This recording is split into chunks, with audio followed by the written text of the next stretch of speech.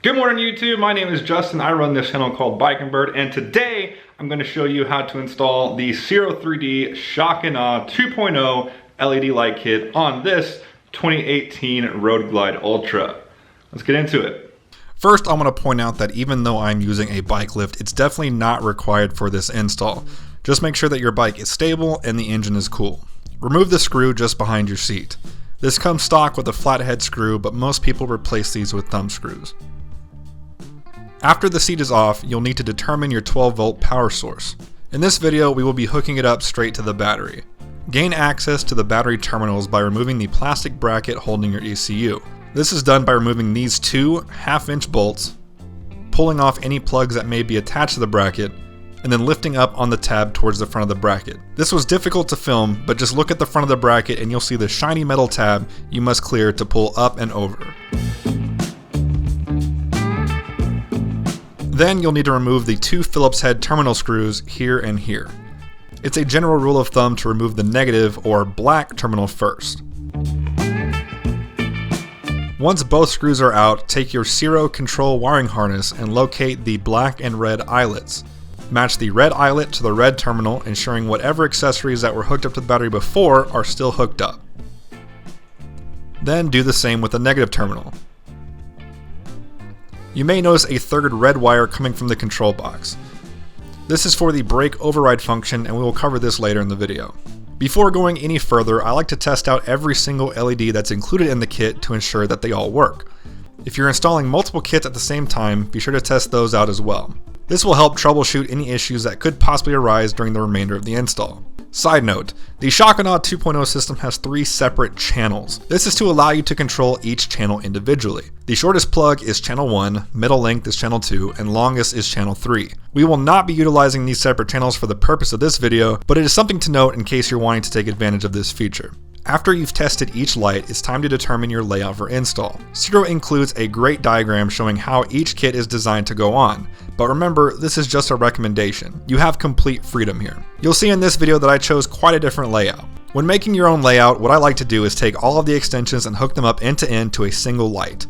This allows me as much slack as possible to test how each pod will cast its light to determine the best placement. After you've got a general idea on where you want your pods to go, make sure that your extensions will reach each desired spot prior to any installs.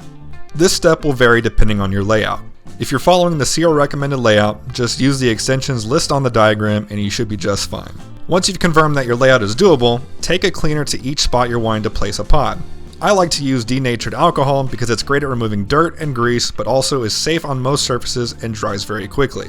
Rubbing alcohol and most ammonia-based cleaners will work as well. Now we are ready to run our lights. Before plugging in either an extension or a pod, use a small dab of dielectric grease on each connector. Ciro supplies this in their kit, but you'll see me using my own since its applicator is easier to use. Well, sometimes. Working from the battery outwards, connect your pods in your layout determined earlier. When you're ready to mount a pod, peel off the red backing tape, place the pod in the desired location, and press firmly for about 60 seconds. This might sound like overkill, but this is a pressure activated adhesive and you will get a much better result if you follow this step. Repeat this step for each pod that you're installing.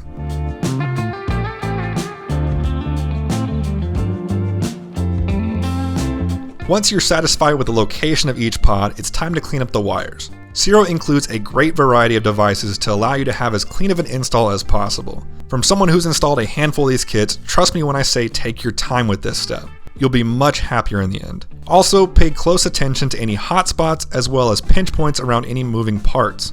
Wheels, pulleys, belts, handlebars, etc. From here, your kit is almost ready to go. Remember that third wire from earlier? This is for the brake override feature. If you're not wanting to use this feature, you're good to skip this step, but I personally really like this feature and it's simple to hook up. It can also be turned on and off via the app. On your bike's wiring harness, locate the wire that activates your brake lights. For most Harleys, it is a blue and red wire. But bikes do vary, so refer to your service manual or a multimeter to make sure. I wasn't able to get a great shot of how to use the Ciro supplied posi tap. They're pretty self-explanatory, but if you'd like a demonstration, I've included a link to a separate video down in the description. Once that wire is connected, you can turn on your bike and test the brake override feature. If connected properly, the entire system should light up red when the brakes are pressed. This should work regardless on if your Ciro3d lights are on or off. After testing that all functions and features are working properly, simply reinstall the plastic battery cover along with any plugs that may have been moved during the process and reinstall the seat. And that's it, you're good to go. For details on how the controller works, Ciro does a great job explaining those on the back of the instructions. I've also included a link to a PDF of the instructions down in the description in case you've misplaced yours. I've also included a timestamped link to another one of my videos that goes way more in depth of the different features within the app. Also included in the description is a link to the Shock and Awe 2.0 system. Full disclosure, this is a referral link, so if you order through there, it does help out the channel and I do appreciate it. So there you guys have it. That is how you install a Ciro3d Shock and Awe 2.0 kit. Very easy install, just a little time consuming. If you have any questions about this install, please feel free to leave a comment down in the comment section below. I do try to answer as many questions as I possibly can. If you like this video, go ahead and hit that like button. If you haven't already, go ahead and punch that subscribe button. And as always, thank you for watching. I'll see you guys next time.